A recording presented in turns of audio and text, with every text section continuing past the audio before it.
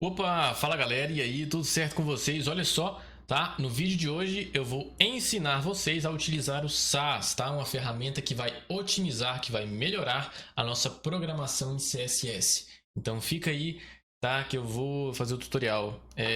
Me perdi nessa parte, depois da vinheta.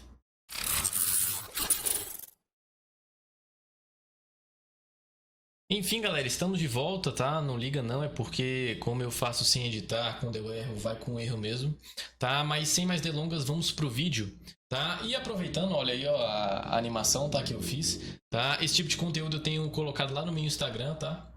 Então não deixe de seguir lá e apoiar por lá também, tá? Mas vamos pro vídeo de CSS SAS, tá? Em que a primeira parte que temos que fazer, tá? É literalmente instalar o SAS, tá? Isso aí depende da sua IDE.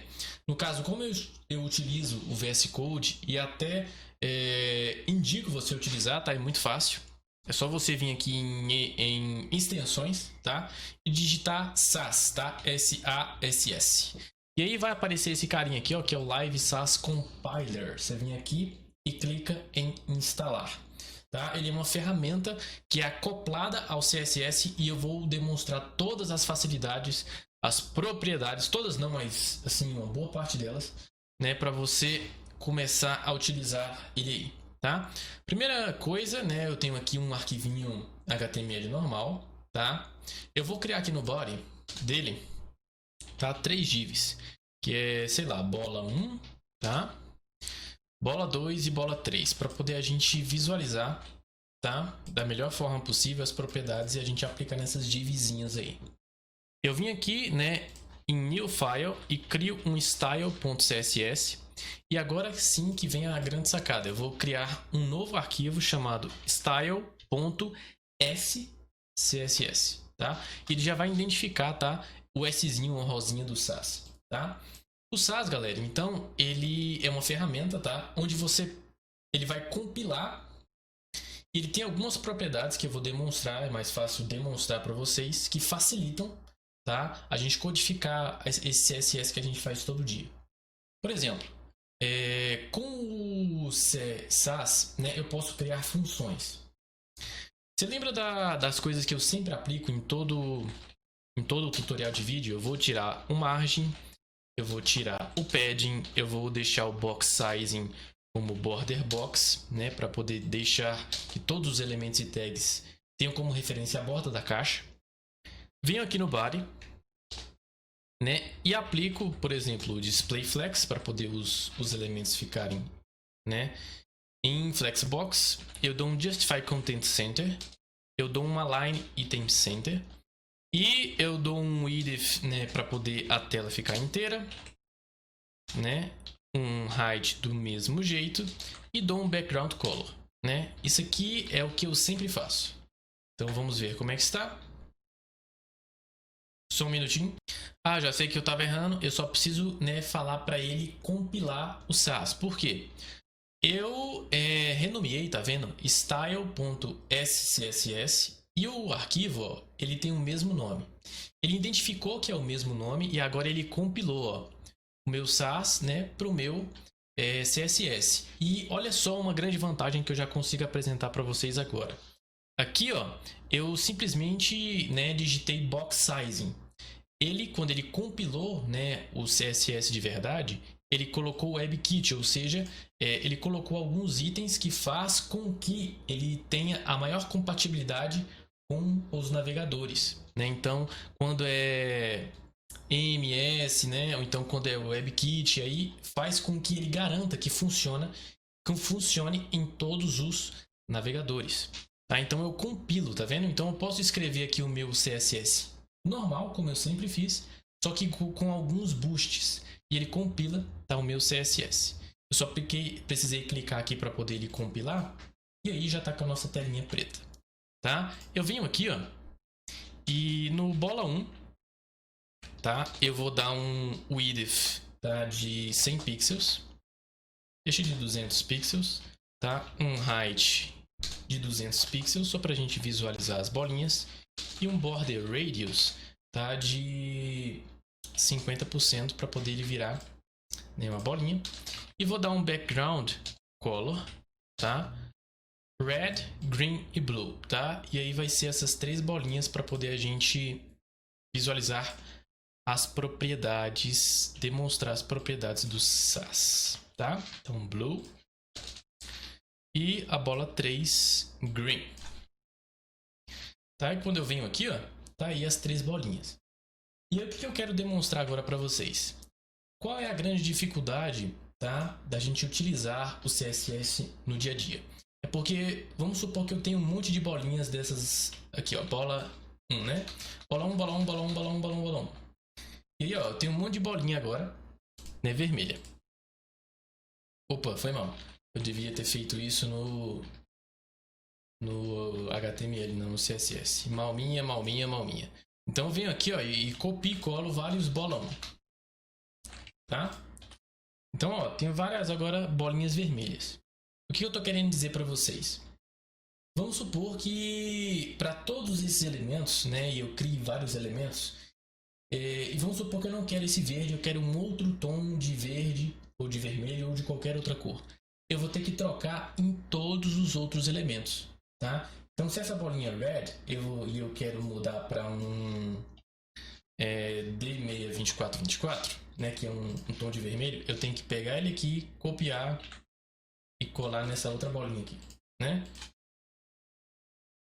E ficar trocando em todos os elementos. Então, com o SAS, o que eu posso fazer?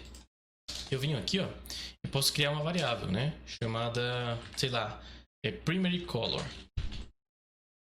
onde eu dou, tá, essa cor para primary color e eu posso aplicar, tá, a variável aqui, ó, primary color, né, nos meus elementos, ó. Então eu vou aplicar em todas as bolinhas e vou retirar aqui do HTML e ó, ficou tudo vermelhinho.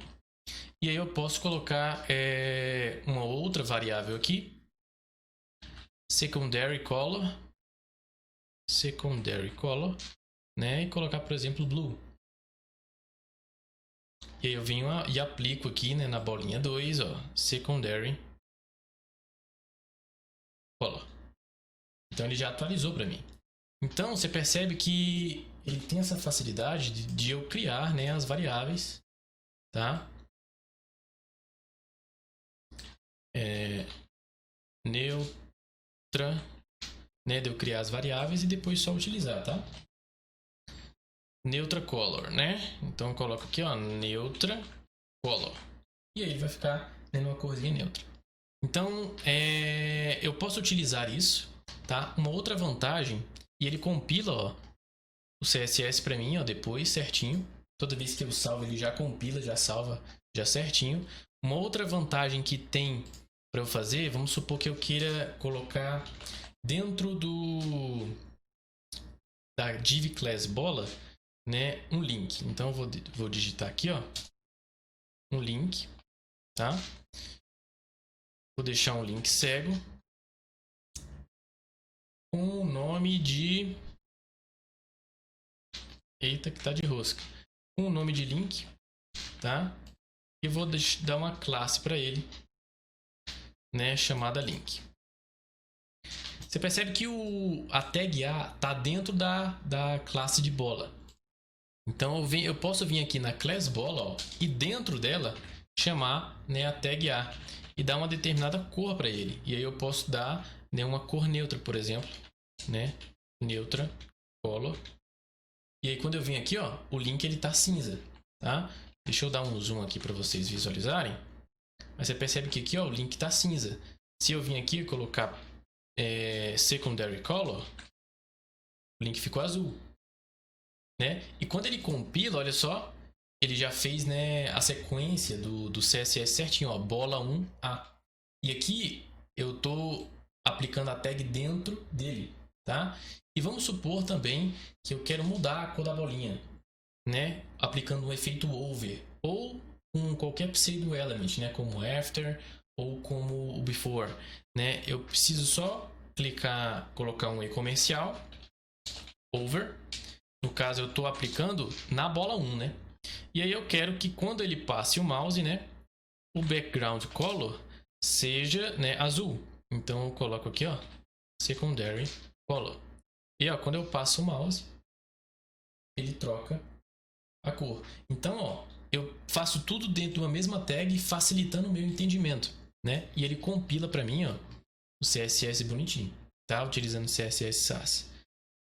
Como eu tinha dito, né, o CSS Sass ele também tem a propriedade de construir funções. Então, como eu tinha dito, ó, no começo da aula, eu sempre faço esse display flex, justify content center, align center.